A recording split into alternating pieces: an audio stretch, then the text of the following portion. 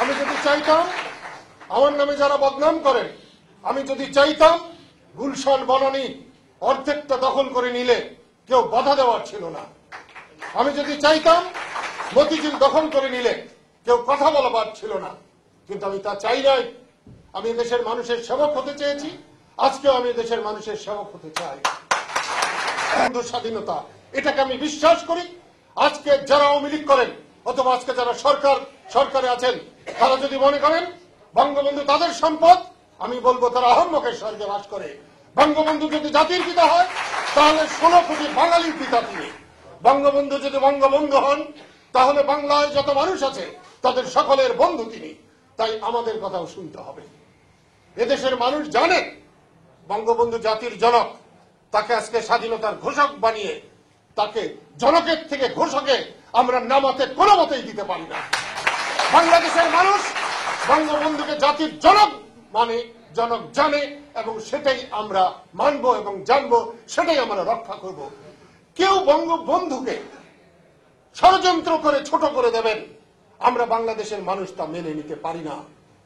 আমি কাদের সিদ্দিকী হিসেবে বলি নাই, আমি একজন বাঙালি হিসেবে বলেছি বঙ্গবন্ধু জাতির জনক। তাই বঙ্গবন্ধু কোন ঘোষক নন, ঘোষক হতেও পারেন না। একটু আগে আমাদের জিয়াউর রহমানের ঘোষণায় বঙ্গবন্ধুর স্বাধীনতার ঘোষণা পাঠ করাতেই জিয়াউর রহমানের যে নাম হওয়ার কথা সেটা জিয়াউর রহমান আপনা আপনি হবে। সেদিন গফফর চৌধুরী লিখেছেন যে আমি একটি যেটা সমাধান হওয়া জিনিস সেটাকে আমি বিতর্কিত করেছি। বিতর্কিত তো আপনারাই করেছি। বঙ্গবন্ধু জাতির পিতা এটা সবাই জানে।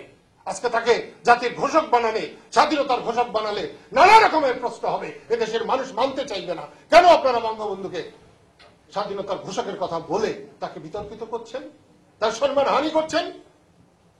আপনাদের বিদ্যা বুদ্ধি না থাকতে পারে, যাদের জ্ঞান বুদ্ধি আছে তাদের কাছে নিয়ে বসুন, বসে বিচার করুন, তারপরে ঠিক করুন পিতা বড় না পুত্র বড়, ঠিক করেন।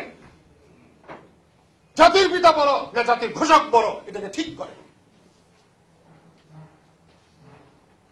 ক্ষমতায় এসেছেন 10 টাকা সের চাল খাওয়াবেন বলে, আজকে 50 টাকা সের চাল খাওয়াচ্ছেন। আপনাদের হিসাব নাই, 50 টাকা বেশি না 10 টাকা বেশি। তারপরেও কথা বলেন। আমরাও কথা বলি নাই? একবার ইলেকশনের আগে বলে দেখতেন যে আমরা 10 টাকা সের চাল দেব না, দিতে পারবো না, 50 টাকা সের খাওয়াবো, কটা ভোট পেতেন হিসাব করে দেখতেন সেদিন। মানুষের সঙ্গে প্রতারণা করতে করতে করতে করতে সমস্ত বাঙালি জাতিকে আজকে একটা প্রতারকের জাতিতে পরিণত করে ফেলেছে এই সমস্ত প্রতারকরা। মিথ্যা মিথ্যা মিথ্যায় ডেকে দিয়েছে সমস্ত দেশ। আমরা সত্যকে খুঁজে আজকে পাচ্ছি না। সেই জন্য এখান থেকে মুক্তি পাওয়ার জন্য কৃষক শ্রমিক জনতা লীগ করেছিলাম। ক্ষমতায় যাওয়ার জন্য দল করি নাই। মহিলা পররাষ্ট্রমন্ত্রী মহিলা, কৃষি মন্ত্রী মহিলা, তারপরে মহিলার সম্মান নাই। আমাদেরকে কিছুই করার নেই। মিথ্যা মিথ্যা আর মিথ্যাকেই আমরা পুঁজি করে চলবো, নাকি এর বিরুদ্ধে রুখে দাঁড়াতে হবে? আমরা পাকিস্তান হানাদার বাহিনীর বিরুদ্ধে যখন রুখে দাঁড়িয়েছিলাম এবং তাদেরকে যখন পরাজিত করেছিলাম, তখন আমাদের শক্তি সামর্থ্য এর চেয়ে কম ছিল, কিন্তু আমাদের সেদিন ঈমান ছিল, আমাদের হীনমন্যতা ছিল না। আজকে কেন জানি না বাড়ি গাড়ি হওয়ায়, বড় বড় সুন্দর সুন্দর গাড়ি হওয়ায় আমাদের হীনমন্যতা দূরে। তাকে পিতাই বলেছি, আমার পিতাকে আমি কোনোদিন ঘোষক বানাতে চাই নাই, আমি বানাতে পারবো না। বঙ্গবন্ধুর ওই উচ্চতা থেকে আমি পায়ের নিচে বঙ্গবন্ধুকে নামাতে পারবো না। এবং আমি কাদের সেদিকে যতদিন বেঁচে থাকবো বঙ্গবন্ধু জাতির পিতাই থাকবেন, বঙ্গবন্ধুকে জাতির ঘোষক বানাতে দেব না। স্কুলের হেডমাস্টার স্কুল চালায়, দপ্তরি বেল বাজায়, বঙ্গবন্ধুকে দপ্তরি বানাতে দিতে রাজি না। জিনিসটা খেয়াল রাখবে। সেই জন্য বলছি, মিথ্যা কথা বলে জাতির সঙ্গে আর প্রতারণা করবেন না। সত্য কথা বলেছেন জেনারেল ইব্রাহিম, আগামী 3, 4, 5 বছর পরে গ্যাসের সমস্যা, বিদ্যুতের সমস্যা পুড়ে ছাড় হয়ে যাবে, কোনো চিন্তা নাই। যার যখন আগলা পয়সা পেতে পারে বিদেশ থেকে সাহায্য নেয়, সেখান থেকে ভাগ নেওয়ার জন্য প্রত্যেকেই লালায়িত। কেউ জাতির কথা চিন্তা করছেন না। আজকে যুদ্ধ অপরাধীদের বিচার বলছেন, পপুলার হওয়ার জন্য বলছেন। আমার কাছে তো মনে হয় না যে যুদ্ধ অপরাধীর বিচার করবার জন্য এই সরকার কখনো আন্তরিক। আমি শুধু এই প্রশ্নটা করার জন্যই আওয়ামী লীগের লোক বিগড়ে গেলেন, গফফর চৌধুরীকে লেলিয়ে দিলেন আমার উপরে। আমি তো মনে করি পাকিস্তান হানাদাররা বাঙালির বুকের উপরে চেপে বসেছিল যে যখন, তখন এই পাকিস্তান হানাদাররাও যে পরিমাণ নির্যাতন করেছে, কলম দিয়ে গফফর চৌধুরী তার চেয়ে বেশি নির্যাতন করতে, তার কোনো কথা ঠিক নয়। 1975 সালে বঙ্গবন্ধুর এত বিরোধিতা করেছিলেন, এত সমালোচনা করেছিলেন, বঙ্গবন্ধুর কাছ থেকে টাকা নিয়ে টিকিট নিয়ে ক্রান্তি আমায় ক্ষমা করো প্রভু বলে উনি ইংল্যান্ডে চলে গেলেন। আজকে সবক দিচ্ছেন বাঙালিকে।